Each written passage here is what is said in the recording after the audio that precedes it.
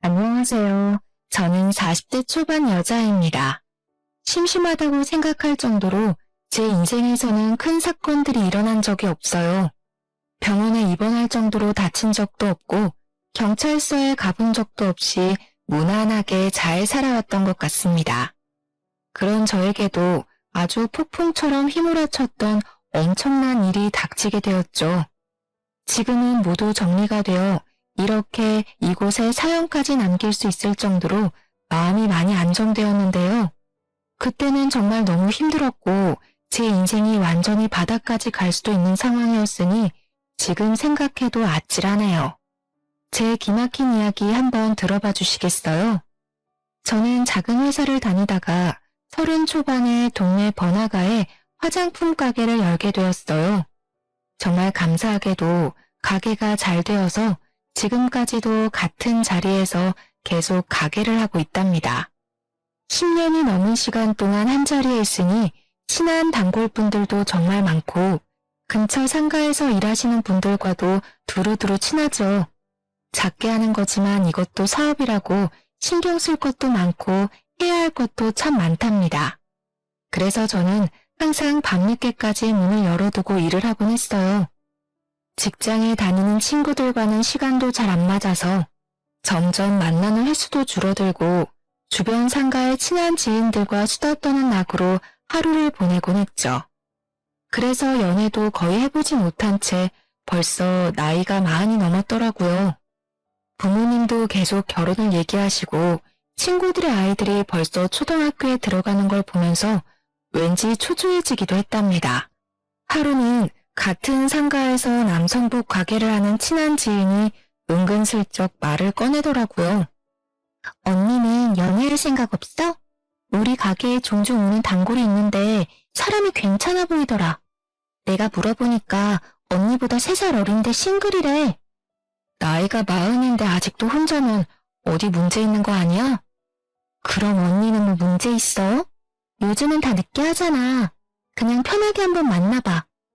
그렇게 소개팅을 하게 됐는데 나이에 비해서 젊고 옷도 깔끔하게 입은 모습에 호감이 느껴졌죠. 그동안 연애를 많이 해봤는지 농담도 하고 편하게 분위기를 이끌어주더라고요. 중소기업에 다닌다고 하는데 6시면 칼퇴근을 한다면서 일이 끝나면 간식거리를 사서 가게로 찾아오기도 하고요. 자연스럽게 주말엔 같이 밥도 먹고 데이트를 하게 되었네요. 그러다 보니 어느새 사귀는 사이가 되어 있더라고요. 워낙 남자친구 쪽에서 리드를 잘해줘서 그런지 모든 게 물 흐르듯이 진행이 된 것 같아요. 제가 아무래도 장사를 오래 해서 여성스러운 성격은 아니거든요. 좀 괄괄한 면이 있는데 남자친구가 워낙 다정하게 대해줘서 싸움이 일어나지 않더라고요. 저보다 나이는 어리고 연봉도 저와 비교도 안 되게 낮지만 이 남자와 결혼해도 친구처럼 잘 살 수 있을 것 같은 느낌이 들더라고요. 그렇게 프로포즈를 받고 결혼까지 하게 되었는데요. 그런데 남편에게는 다른 가정사가 있었어요. 내가 사실은 초등학생 때 부모님이 다 돌아가셨어. 그래서 계속 친할머니랑 살았고 얼마 전에 할머니도 돌아가셨고 왕래하는 친척도 없어. 사실 아주 외롭게 자랐지. 그래서 말인데 결혼식에 내 하객은 별로 없을 것 같아. 그 점이 좀 걱정이네. 그랬구나. 살아온 얘기 들으니 너무 마음이 찡하네. 그동안 외로웠던 만큼 내가 가족이 되어줄게. 결혼식은 그냥 간단하게 하자. 우리 가족이랑 자기 친구 몇 명만 초대해서 스몰 웨딩하면 되지. 난 괜찮아. 친정 부모님은 무슨 재혼도 아니고 결혼식을 그렇게 번갯불에 콩 볶아 먹듯이 하냐고 언짢아 하셨죠. 남편은 모아둔 돈도 없어서 제가 사는 아파트에 들어와서 살게 되었거든요. 저는 남편이 저보다 어리고 제가 금전적으로는 더 나으니까 상관없다고 생각했어요. 젊으니까 둘이 열심히 벌면 금방 일어날 수 있을 거라고 생각했고요. 부모님도 남편이 마음에 딱히 들진 않았지만 제가 나이가 좀 있다 보니 결혼하는 것만으로도 만족스러우셔서 허락을 해주신 것 같아요. 그렇게 제 명의의 아파트에서 신혼살림을 시작하게 되었답니다. 첫 6개월 동안은 연인 어느 신혼부부처럼 아주 달달하게 지냈답니다. 이래서 사람들이 결혼하는구나 싶을 정도로 남편도 다정하게 잘 대해줘서 저에게도 드디어 행복이 찾아왔나 싶었죠. 어느 날 옆집이 시끄럽길래 나가보니까 이사를 오고 있더라고요. 그리고는 몇 시간이 지나고 초인종이 울리더라고요. 문을 열어보니 젊은 여자가 4~5살 정도 돼 보이는 남자아이와 함께 서 있더라고요. 사람 좋게 웃으면서 저에게 떡 접시를 내밀었죠. 오늘 옆집에 이사 왔어요. 앞으로 잘 부탁드린다고 떡을 좀 가져왔어요. 상훈아, 인사해야지. 반가워요. 아주 귀엽게 생겼네. 몇 살이야? 4살이에요. 혹시나 아이가 시끄럽게 해도 이해 조금만 부탁드려요. 저희는 괜찮아요.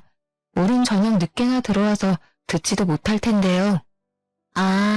남편분이랑 둘이 사시는 거예요? 부럽네요. 전 애기랑 둘만 살거든요.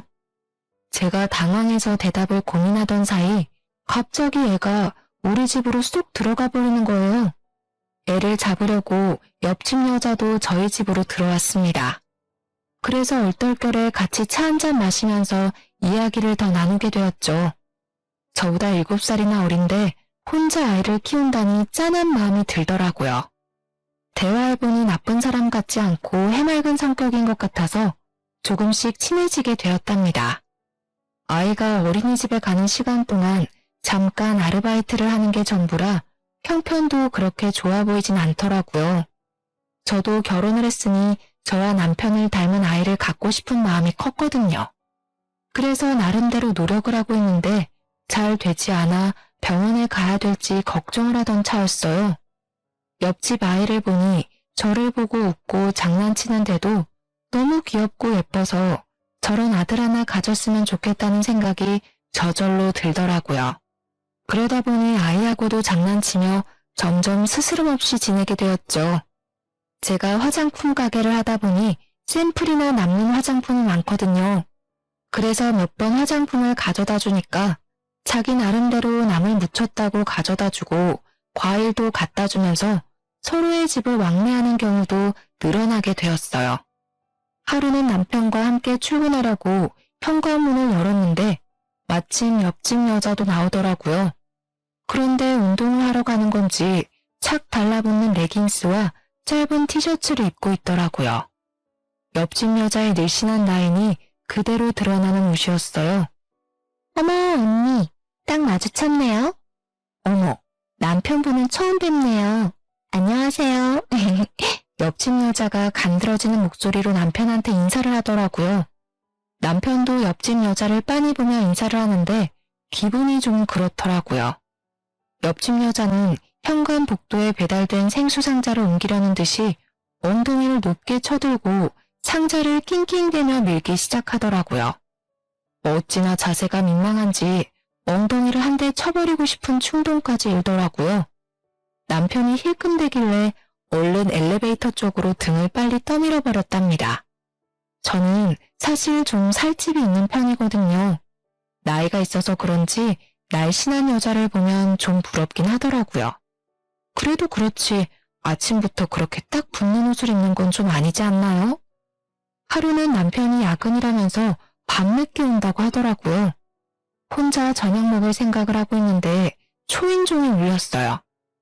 어머 언니, 오늘 내가 요리를 아주 기가 막히게 했는데 내가 손이 아주 커서 양을 너무 많이 한 거 있죠? 바로 우리 언니 생각나더라고. 괜찮으면 우리 집에 와서 같이 저녁 먹어요. 그래서 같이 옆집에 갔는데 주방에 처음 보는 남자가 앉아있어서 좀 당황했어요. 언니는 처음 보겠다. 우리 사촌 오빠예요. 저 혼자 산다고 자주 도와주러 오거든요.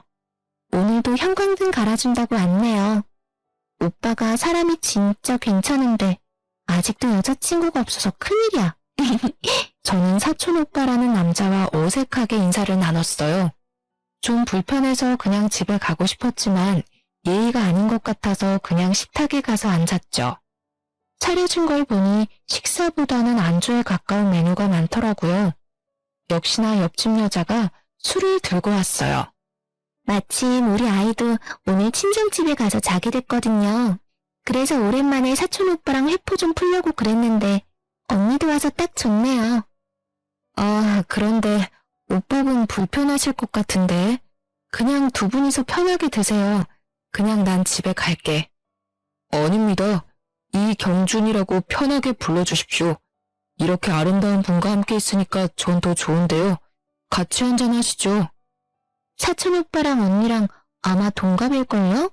둘이 편하게 친구하면 되겠네. 전 평소에 술이 약한 편이라 여러모로 이 자리가 불편했어요. 그래서 안주만 조금씩 깨작대고 있는데 사촌 오빠라는 사람이 자꾸 저에게 술을 권하더라고요. 어쩔 수 없이 조금씩 홀짝홀짝 마셨죠. 조금 먹었는데도 취했는지 살짝 어지러운 기분이 들었답니다. 옆집 여자와 남자는 신나게 수다 떨면서 분위기를 띄우더라고요. 남자도 화장실에 다녀온다 뭐 한다 하면서 일어섰다가 다시 앉았는데 제 팔꿈치가 닿을 정도로 제 옆에 너무 가깝게 앉더라고요. 옆집 여자는 어디 갔는지 보이질 않고 남자와 저만 남아있게 되었어요. 제가 처음 본 순간부터 얘기했지만 정말 아름다우십니다.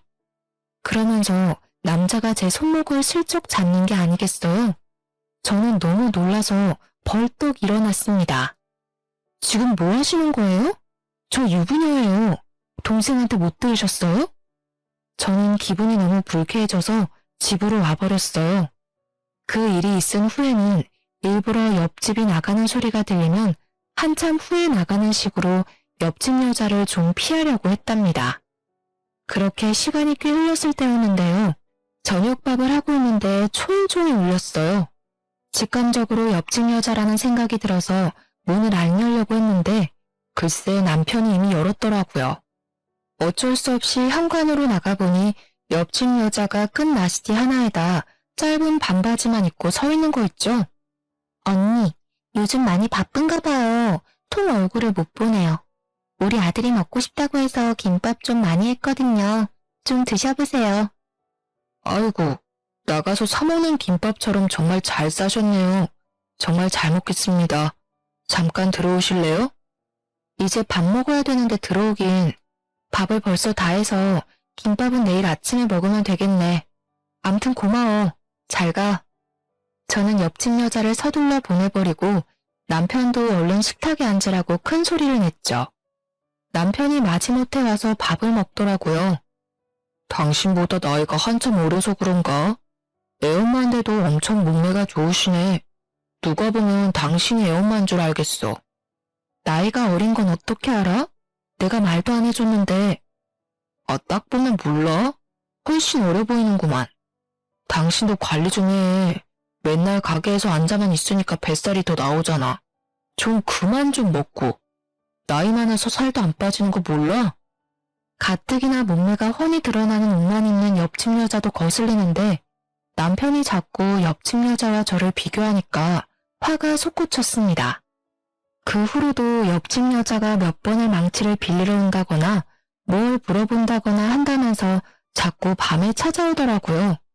그때마다 남편하고 얼마나 간드러지게 대화를 하는지 한 번은 날 잡아서 말을 좀 해야겠다고 생각하고 있었죠. 남편이 계속 늦게 들어오고 대화도 예전처럼 많지도 않아서 같이 있으면 좀 서먹한 느낌까지 들더라고요. 이럴 때 아기가 있으면 아기 재롱에 같이 웃기도 하면서 살면 얼마나 좋을까 하는 마음이 자꾸 생기더라고요. 하지만 한약도 먹어가며 노력을 해봐도 좋은 소식은 쉽게 찾아오지 않았답니다. 온 신경이 아기 생각에 쏠려서 한 달 한 달 기대와 실망을 반복하며 지내니 제 자신조차도 황폐해져가는 기분이 들었어요. 밖에서 저보다 나이 어린 여자들이 유모차를 끌고 가는 모습을 보면 얼마나 부럽고 좋아 보이던저. 나는 저런 행복을 영영 느껴보지 못하는 게 아닐까 하는 조급함이 밀려오고 좀 더 어릴 때 결혼을 했어야 했다는 후회도 들곤 했어요. 남편과의 사이를 좀 돈독하게 만들어 보려고 오랜만에 주말에 밖에서 데이트를 하자고 했죠. 남편이 어찌나 귀찮은 표정으로 싫은 티를 내던지 서운하더라고요. 어르고 달래서 현관문을 나서는데 옆집에서도 인기척이 나는 게 아니겠어요? 옆집 여자가 착 붙은 원피스를 입고 아들 손을 잡고 나오더라고요. 어머 언니, 오늘 너무 이쁘시네요. 어디 좋은 데 가세요? 주말이니까 남편이랑 데이트 좀 하려고. 어머, 너무 부럽네요. 어디 가는데요? 저도 날씨 좋아서 우리 아들이랑 산책하려고 나온 거거든요. 그때 아이가 남편에게 달려오더니 남편 손을 탁 잡는 게 아니겠어요. 남편이 당황해서 저와 옆집 여자를 번갈아 가면서 쳐다보더라고요. 아이가 남편 손을 막 잡아 끌고 엘리베이터 앞으로 가서 어쩔 수 없이 같이 나가게 되었어요.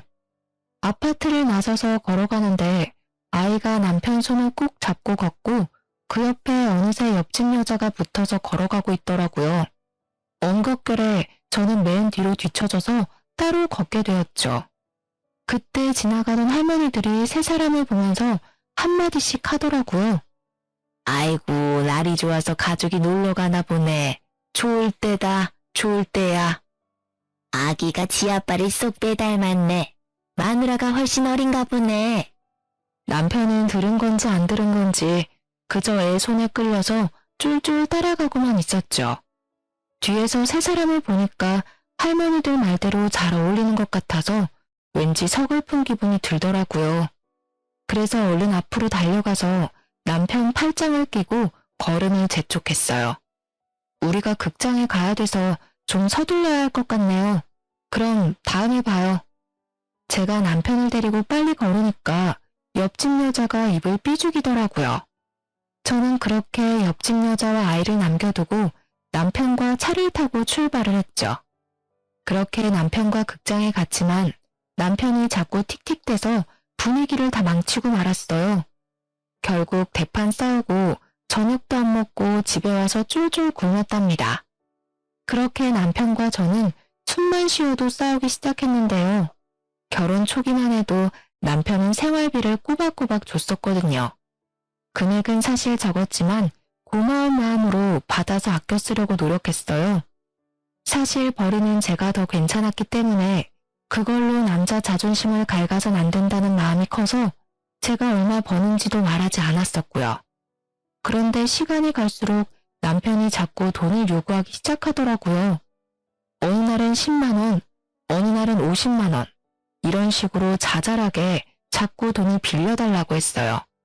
저는 그때마다 계좌이체를 바로 해주었는데요. 큰 금액이 아니니까 부부 사이에 바로 달라고 하기에도 좀 그렇더라고요. 그래서 그냥 남편에게 용돈을 준다고 생각하고 넘기고 있었죠. 그런데 한 달에 많게는 100만 원도 달라고 하는 식으로 계속 요구하니까 매출이 없는 달은 생활하기가 너무 힘들더라고요. 속은 부글부글 끓었지만 일단 지켜보자는 마음으로 참고 있었죠. 그런데 하루는 저녁에 들어와서 이런 말을 하는 게 아니겠어요? 회사가 좀 어려워져서 당분간 월급이 좀 밀릴 것 같은데 어떡하지? 우리가 있는데 바로 관두기도 그렇고 말이야.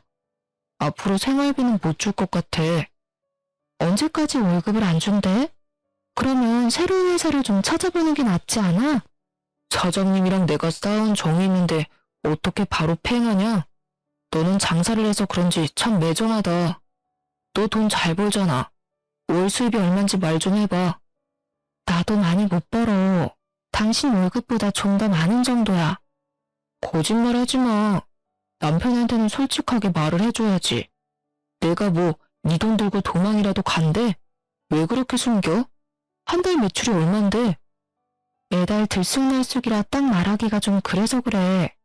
그럼 월급 다시 받을 동안 내가 알아서 생활비 내고 다 할 테니까 걱정하지 마. 그럼 됐지?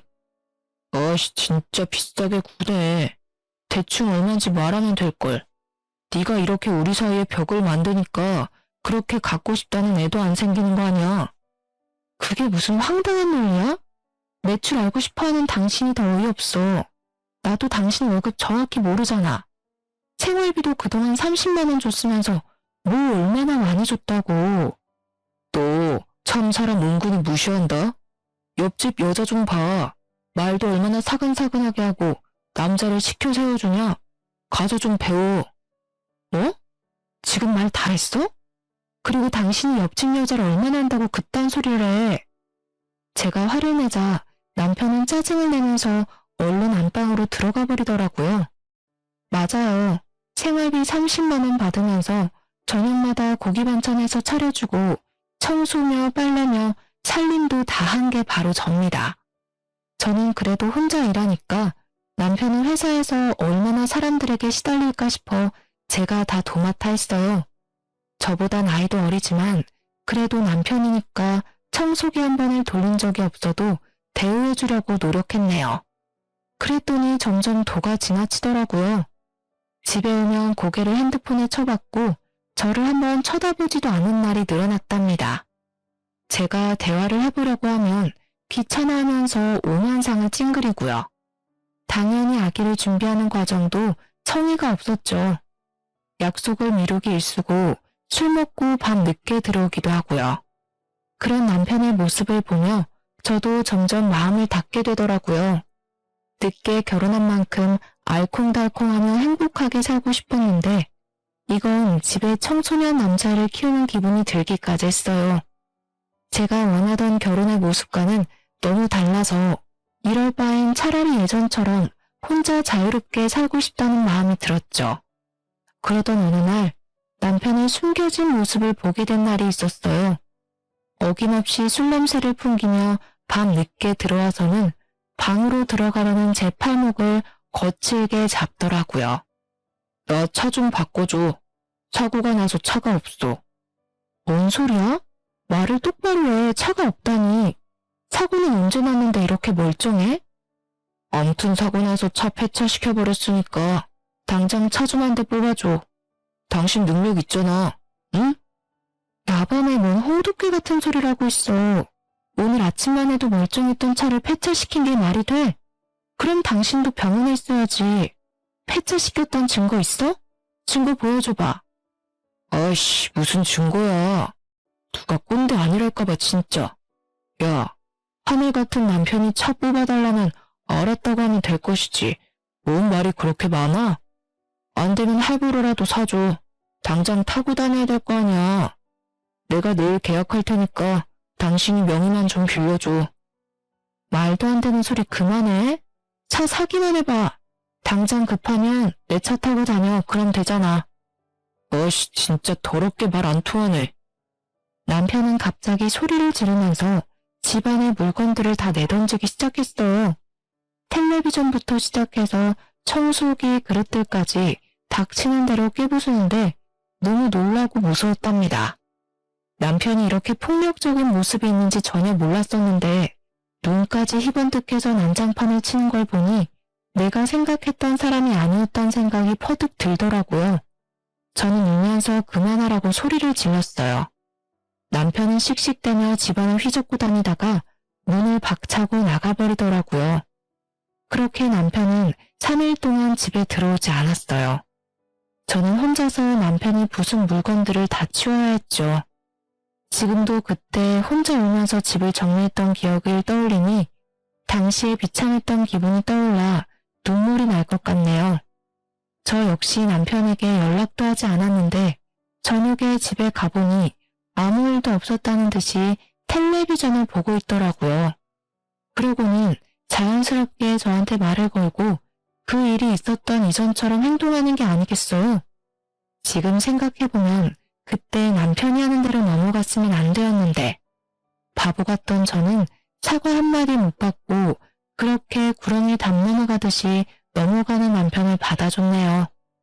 저도 장사를 하니까 말하는 걸로는 지지 않는 편인데 남편은 진짜 못 이기겠더라고요. 상황에 맞춰서 얼마나 말을 잘하고 잘 남기는지 어느새 남편한테 끌려다니는 상황이 되곤 했답니다.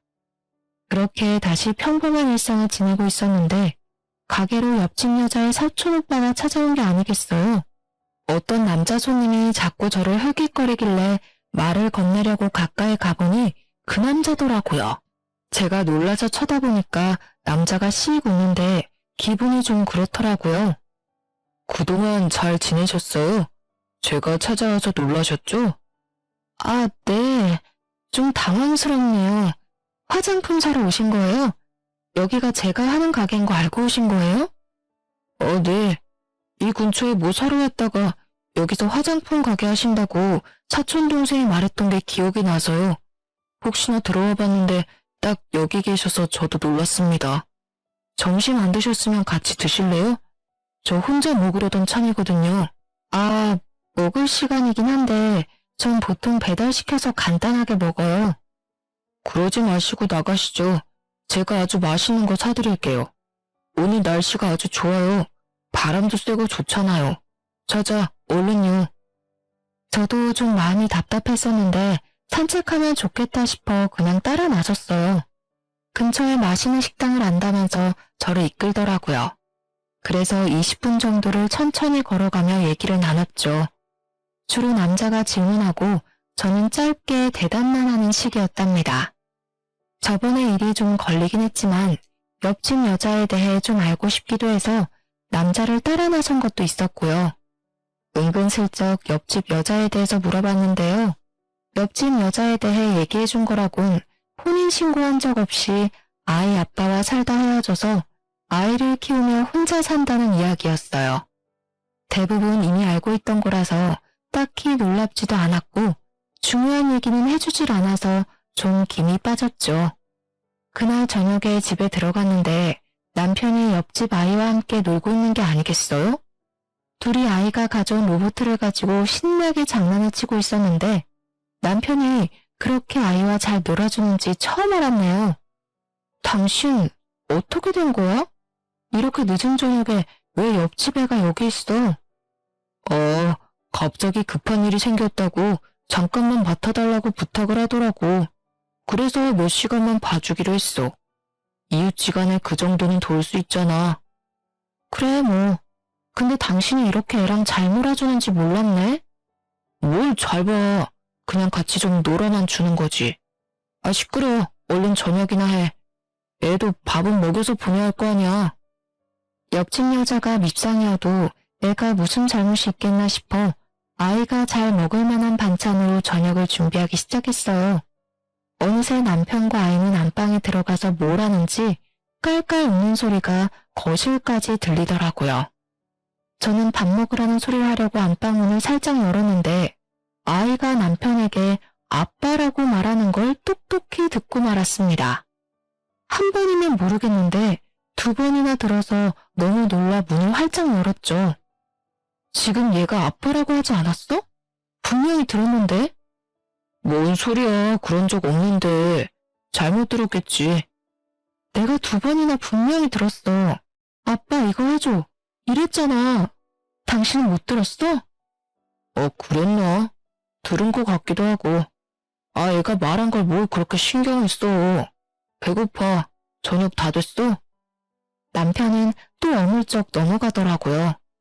남편과 아이가 밥 먹는 모습을 보는데 기분이 굉장히 꺼림칙해서 목으로 밥이 잘 안 넘어갈 정도였답니다. 밤 10시가 되도록 옆집 여자는 오지 않았고 아이는 남편의 무릎을 베고 아주 편하게 잠이 들어 있더라고요. 가뜩이나 아기를 갖고 싶은 마음이 큰데 남편이 다른 집 애를 저렇게 자기 자식 마냥 재우고 있는 걸 보니 여러 가지 감정이 스쳐가더라고요. 그때 마침 옆집 여자가 아이를 데리러 왔답니다. 어머 언니, 너무 미안해요. 언니한테도 말을 했어야 하는데 아까 너무 급한 일이 있어서 남편분께 아이를 좀 맡겼네요. 그럴 순 있는데 앞으로는 좀 조심해줘. 주변의 지인이나 가족한테 먼저 물어보는 게 순서 아니겠어? 근데 내가 좀 이상한 게 있는데 아까 아이가 우리 남편한테 아빠라고 부르더라고. 아, 그래요? 아, 사실은 우리 아들이 아빠를 본 지가 오래돼서 그런지 어른 남자만 보면 아빠라고 부르곤 하더라고요. 심지어 우리 사촌 오빠한테도 아빠라고 한다니까요. 어머 언니 놀라셨겠다. 옆집 여자는 호들갑을 떨면서 아이를 데리고 가버렸어요. 남편은 저한테 인정도 없다느니 하면서 궁시렁대더라고요. 얼마 지나지 않아 남편은 회사에 일이 없다면서 아예 나가지도 않았는데요. 매일 집에서 핸드폰이나 보고 게임만 하는 날이 늘어만 갔죠. 그 와중에 보이스피싱을 당했다면서 1,000만 원을 빌려달라고 하질 않나 용돈을 달라고까지 해서 저는 혼자 살 때보다 훨씬 많은 지출을 감당해야 했어요. 돈을 안 주면 저한테 욕을 하거나 화를 내는 날도 많아져서 저는 지칠 대로 지친 상태였죠. 그렇다고 대출을 받을 순 없으니 저는 더욱 아껴서 생활해야만 했어요. 심지어 가게에서 배달시켜 먹는 밥값도 아까워서 집에서 도시락까지 싸서 다니기까지 했죠. 그런 제 사정은 아는지 모르는지 남편은 비싼 구두나 옷도 사들고 오기도 하고 우연히 핸드폰으로 온 카드 명세서를 봤는데 몇백만 원 단위인 거예요. 저는 머리끝까지 화가 나서 이성을 잃었답니다. 돈도 안 벌면서 카드값이 이게 말이 돼? 당신 미쳤어? 요즘 나도 장사 안 돼서 대출까지 받을 판이야. 대출도 다 재산이야. 받을 수 있으면 좀 받아와. 이왕이면 이 집 담보로 좀 넉넉하게 받는 게 어때? 뭐? 무슨 말도 안 되는 소리야. 당신 돈이 어디서 나서 이렇게 카드를 팍팍 긁어? 요즘 또 뭐고? 난 티조가리 하나도 못 사있는데 이거 엄청 비싼 거 아니야? 잔소리 좀 그만해. 맨날 바가지를 긁어대니까 난 네 얼굴만 봐도 지긋지긋해. 이래서 남자가 길을 펴겠어? 그렇게 남편은 또 집을 나가버렸고 이제는 대놓고 외박을 하더라고요. 저도 남편에게 조금의 미련도 남아있지 않아서 들어오던 말던 신경도 쓰지 않았죠. 그러던 어느 날 남편이 제 얼굴에 사진 몇 장을 휙 던지는 게 아니겠어요. 어이가 없어서 사진들을 살펴봤는데 사진 속에는 저와 옆집 여자의 사촌오빠가 나란히 걷고 있는 모습이 담겨 있었어요. 저는 황당한 얼굴로 남편을 바라봤죠. 너 바람났냐? 어떤 놈이야? 어떤 놈이길래 대나 붙어 이딴 데를 드나들어? 도대체 무슨 소리야? 그냥 걷는 사진인데 무슨 말도 안 되는 소린데. 그리고 이 남자, 옆집 여자 사촌오빠야. 야, 사진 똑바로 봐. 뒤에 찍혀있는 장소를 보라고. 이렇게 증거가 있는데 발뺌이야? 너 당장 이혼이야. 참나 어이가 없어서 간판 코딱지만하게 보이는 걸 갖고 우기는 거야? 이딴 걸 지금 증거라고 들이미는 거야? 다른 남자랑 같이 있는 사진이 찍혔는데 뭔 말이 많아. 네가 바람핀 거고 네가 유책 배우자야. 네가 날 배신했고 난 절대 안 봐줄 거니까 변호사나 준비해. 이거 말고도 다른 증거 차고 넘쳐. 이 남자 옆집 여자 사촌 오빠라니까. 내가 옆집 여자 불러올게. 물어보면 되잖아. 저는 옆집 여자에게 연락해서 집으로 좀 와달라고 했죠. 바로 초인종이 울리고 옆집 여자가 술술 웃으면서 집 안으로 들어오더라고요. 옆집 여자가 바닥에 떨어진 사진 한 장을 집어들고 한참 바라봤어요. 어머 언니, 이 사진은 뭐예요? 우리 사촌 오빠랑 바람난 거예요? 어머 웬일이야. 거봐, 이분도 나랑 같은 말을 하시네. 감히 나 몰래 다른 놈을 만나? 내가 무조건 소송 걸 거야. 어쩐지 우리 사촌 오빠가 요즘 만나는 여자가 있다고 하더니 그게 언니였는지는 상상도 못했네요. 아, 그러셔? 그럼 어디 다른 증거도 좀 보여줘봐. 이까짓 거로 소송한다니 머리가 떨어져도 한참 떨어지는 거 아니야? 그럼 이건 어때? 이 정도는 돼야지. 저는 남편 핸드폰으로 동영상 하나를 전송했어요. 동영상을 보기 시작한 남편의 얼굴이 사색이 되어 가더군요. 동영상 안에는 남편과 옆집 여자 그리고 사촌 오빠가 커피숍에서 대화를 나누는 장면이 찍혀져 있었거든요. 아, 진짜 돈 뜯어내기 더럽게 어렵다니까. 이번에 1,000만 원도 간신히 뜯었어. 이 뚱땡이랑 언제까지 살아야 되냐? 역겨워 죽겠어. 빨리 끝내고 싶다 진짜. 조금만 참아 자기. 증거 조금만 더 만들면 바로 작업 들어가자. 나도 우리 자기 그 여자 옆에 두는 거 살떨리기 싫어. 남편과 옆집 여자는 하얗게 질린 얼굴로 서로를 멍하게 바라보고 있더라고요. 저는 남편에게 다가가서 뺨을 아주 세게 때렸어요. 그리고 남편의 멱살을 잡고 거칠게 흔들기 시작했어요. 뭐? 내가 유책 배우자라고? 누가 누굴 배신해? 야, 이 버러지만도 못한 사기꾼아. 네가 어떻게 나한테 이래? 여보, 다 오해야. 이걸 어디서 봤는지 모르겠는데 이건 분명히 조작이야. 난 이 여자를 밖에서 만난 적도 없는데 어떻게 이런 게 찍혀. 이건 날 모함하는 거라고. 개풀 뜯어먹는 소리 하고 있네. 네가 뭐 얼마나 대단한 작자라고 누가 널 모함해. 둘이서 연극하면서 나 하나 바보 천치 만드니까 기분 좋았니? 아주 신났어.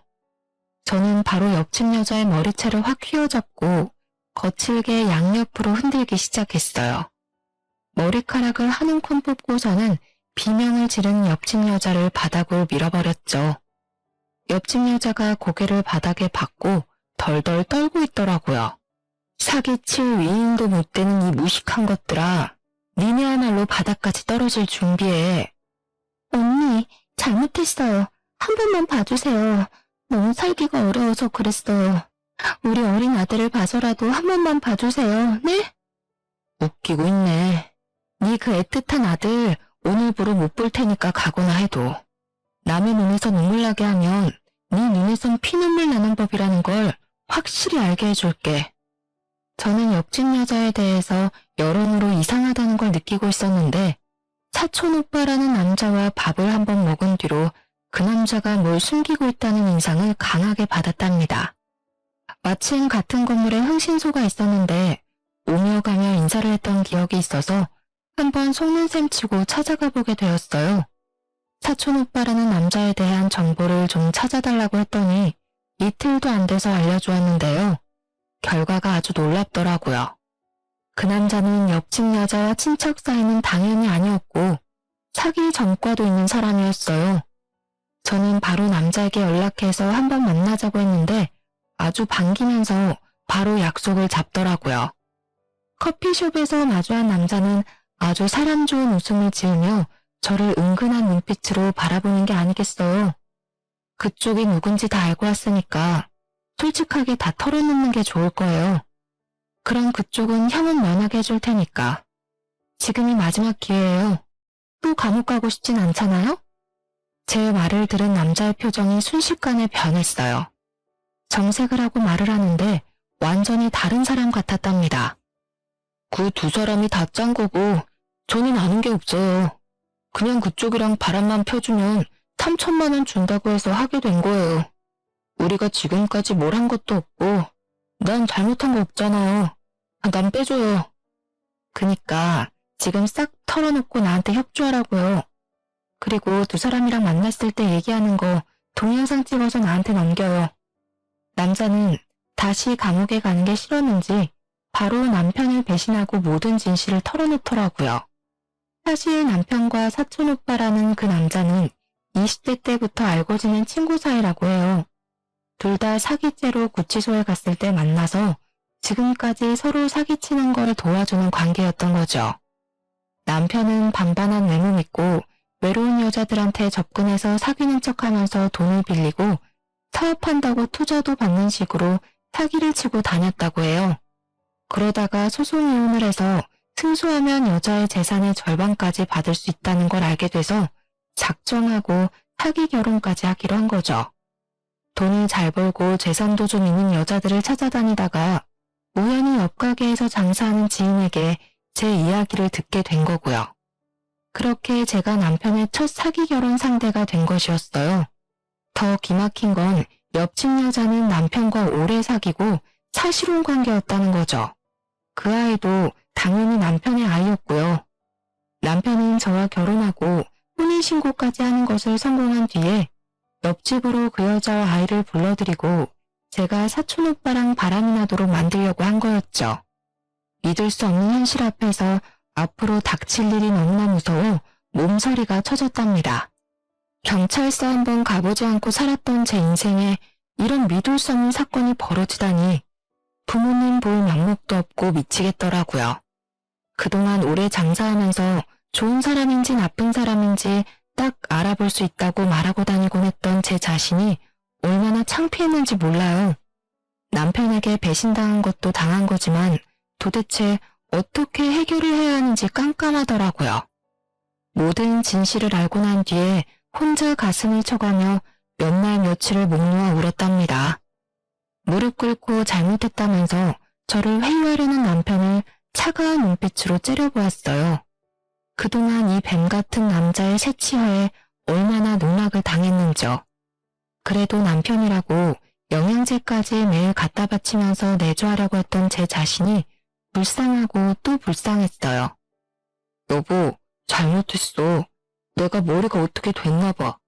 한 번만 용서해주면 이제 당신만 바라보면서 살게. 우리 이쁜 아기도 낳아서 오손도손 잘 살아봐야지. 아기 같은 소리 하네. 네 친구가 그러더라. 너 정관수술했다며. 난 그것도 모르고 하루하루를 테스트기에 가며 가슴 졸이고 살았는데 그런 나를 보면서 얼마나 웃겼겠어? 뭐? 오빠, 이 여자 말이 진짜야? 언제 수술했어? 우리 둘째 갖자는 말은 다 거짓이었어? 나 둘째 갖고 싶다고 했잖아. 아, 시끄러워. 지금 상황 파악 안 돼? 지금 그딴 말을 왜 하는데? 아주 너네는 천생연분이다. 둘이 감옥 가서 천년만년 잘 살아봐. 지금 도망치려고 해도 소용없어. 이미 밖에 경찰차 다 와 있거든. 때마침 제 신고를 받고 온 경찰이 집 안으로 들어왔어요. 경찰을 본 두 사람이 아연실색하는 꼴이 얼마나 가짠턴죠. 여보, 한 번만 봐줘. 무슨 집안일로 경찰까지 부르고 그래. 여보, 제발. 남편과 옆집 여자는 경찰들한테 질질 끌려서 차에 태워졌답니다. 끝까지 안 가려고 바닥을 기면서 버티는데 아주 못 봐주겠더라고요. 그 후로 두 사람은 사기죄로 나란히 감옥에 들어가게 되었어요. 사촌 오빠라는 남자도 당연히 경찰 조사 끝에 형이 인정되어 구치소에 수감되었고요. 저는 감옥에 있는 남편과 이혼 소송을 진행했고 적지만 위자료도 챙길 수 있었죠. 옆집 여자 상대로 상간녀 소송도 바로 진행해서 옆집에 새들면서 냈던 보증금을 위자료로 모두 받아낼 수 있었답니다. 그게 그 여자의 전 재산이었거든요. 저는 그 이후로 충격이 너무 커서 가게를 좀 쉬었다가 최근에서야 다시 일을 시작했답니다. 이제는 많이 괜찮아져서 이렇게 사연도 보낼 수 있게 되었죠. 따지고 보면 제가 잘못한 건 전혀 없는데 왜 제 인생을 슬픔과 후회로 낭비하고 살아야 하나 생각이 들더라고요. 그래서 툭툭 털어내고 후련하게 저의 인생을 씩씩하게 살아내기로 다짐했어요. 딱히 나쁜 일을 저지르지 않고 평범하게 살았었는데 사기꾼과 결혼을 했었다니 얼마나 기막힌 노릇인지 몰라요. 그 뒤로는 사람을 만날 때 더욱 조심하게 되더라고요. 제 기막힌 사연 들어보시니 어떠셨나요? 여러분도 사람을 만날 때 어떤 사람인지 잘 따져보시고 만남을 이어가시면 좋을 것 같아요. 제 이야기 들어주셔서 감사합니다. 모두 행복하세요.